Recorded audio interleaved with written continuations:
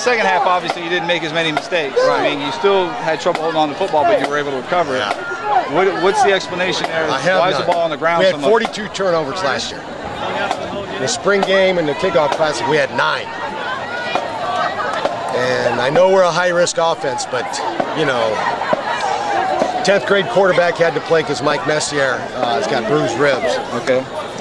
What grade's the quarterback? Number 5? He's a sophomore. Sophomore. And the starter's Mike Messier, who might be the toughest kid in the school. If we had 11 more of him, I don't think we'd lose. You know, he's got cracked ribs. He got us through part of the second quarter, I think, and part of the third quarter. You felt like you'd gotten all you could out of him? Well, I mean, he was hurt. Tough kid.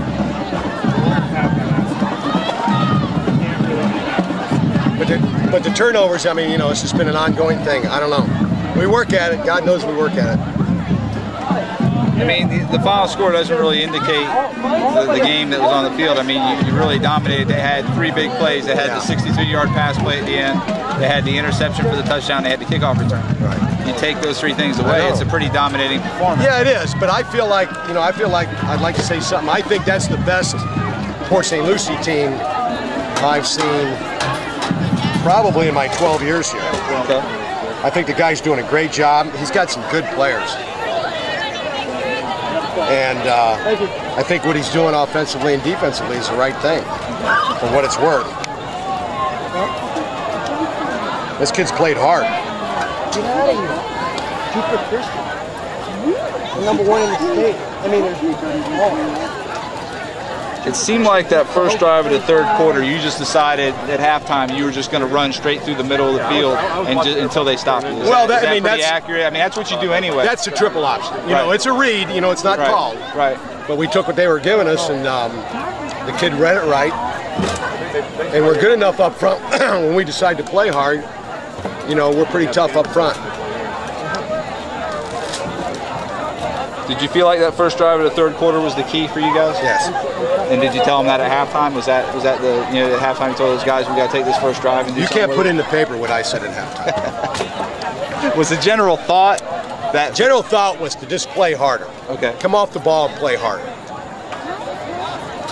Is that something where maybe because, as you said, Port St. Lucie teams the last few years have been kind of, you know, not maybe what you saw tonight, that maybe the kids kind of get it in their head that, you know, we're playing Port St. Lucie? Who knows what's in their head? They're 16. Right. After 41 years, I have no idea what's in their head, if anything.